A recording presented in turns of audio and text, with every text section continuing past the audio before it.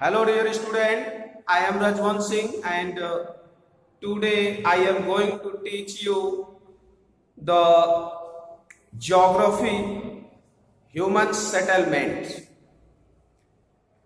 My dear student, this is new chapter that I am going to start, so be concentrate and careful. Dear student, human settlement. Settlement means to live. And the interaction between human beings and nature has resulted in the development of human environment. The Industrial Revolution accelerated the growth and spread of human civilization.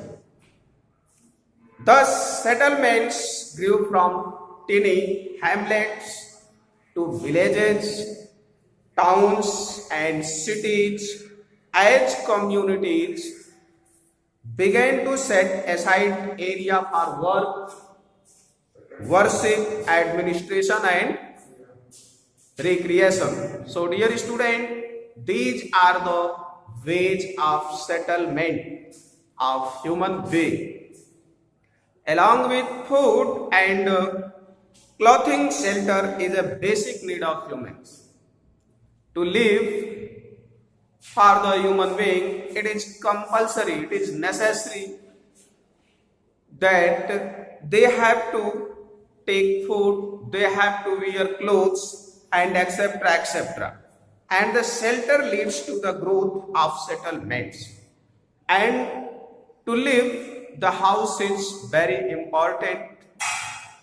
So when people began to live at a permanent place and slowly they began to make their houses made of dust and slowly made of bricks and etc. This type of living of human being is called settlement. So dear student, I think you have understood settlement very well. Settlement is defined as an organized group of human beings, habitation where people build their houses to live in. Inhabited more or less permanently, settlements may vary in size from a small dwelling to a cluster of houses and even to a small organized unit of many dwellings. And my dear student, with well-developed areas and planned amenities and facilities, whether the large or small, urban or rural areas, all settlements basically reflect the value system of the people who reside in the area, the political structure of the society, as well as the various kinds of economic activities practiced by the residents. And for the human settlements, these things are necessary. So dear student, you have to understand that for settlement, these all things are very helpful to human beings. So selection of a place for a settlement, its growth and evolution are influenced by a number of factors like the topography of the region, availability of water, fertile soil, favorable climate, trade potential, and etc. So dear student, it is very compulsory to know this. Depending on their shape, size, pattern, site, function, etc., settlements are classified in various ways. However, the main economic activity of the people is perhaps the most convenient way of classification. Therefore, dear student, therefore, we have to know the settlements, classifications, and etc. things. Rural and urban settlements are the two main types of settlements for the human being. The settlement is said to be rural when the economy is based on any form of primary activities. Like, what is primary activities? Primary activities means agriculture, fishing, and livestock rearing. And rural settlements may be vary in size from an isolated dwelling located in the areas of mountains to numerous villages around fertile agricultural land in the place. So my dear student, these environments are very compulsory for human settlement.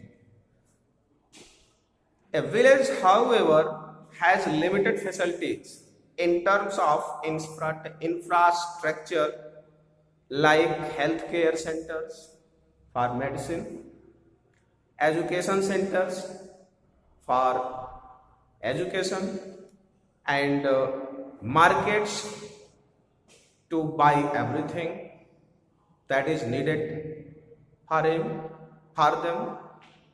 So dear student, on the other hand, the settlement is said to be urban when secondary activities like industries and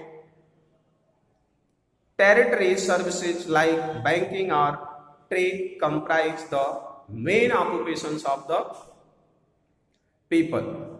Infrastructure and civic amenities. In terms of transport and communication, medical and educational facilities are also compulsory and also are better developed in urban areas. So, rural areas are less developed, but urban areas are more developed. Settlements may be classified according to the stage of development.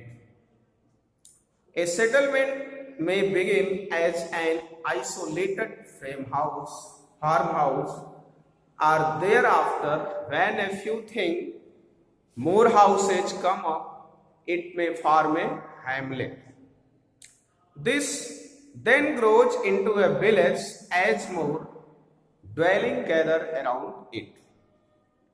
When certain situated villages acquire a larger size, larger area, as they grow.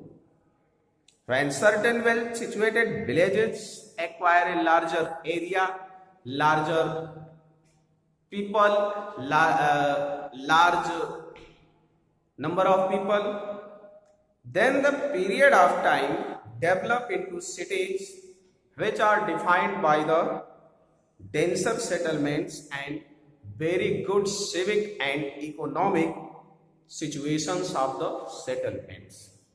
So dear student, when a city becomes extremely large, my dear student, when a city becomes extremely large, it acquires the status of a metropolis, and this is the best for the economy for the urban areas or rural areas. So we have to be very careful for this and for this settlement of human being. So dear student, we will discuss some points for the rural settlements. In countries such as India, if we say about any country, first of all, we take India. We will discuss about India. A vast number of people reside in rural areas and practice agriculture, fishing, livestock, rearing, and other primary activities that form the base of our economic structure. Cottage industries based upon the local raw materials are an integral feature of rural settlements. And in rural areas, the population is usually small and the density of population is low. My dear student, this is enough to understand the settlement of human being. I think you all have understood this settlement, that the settlement for human being, it is compulsory to take the facilities of water, clothing, and to live. They have a house and etc. etc. So dear student, this is enough for today. Thank you. Have a nice day, and we will meet in the next video.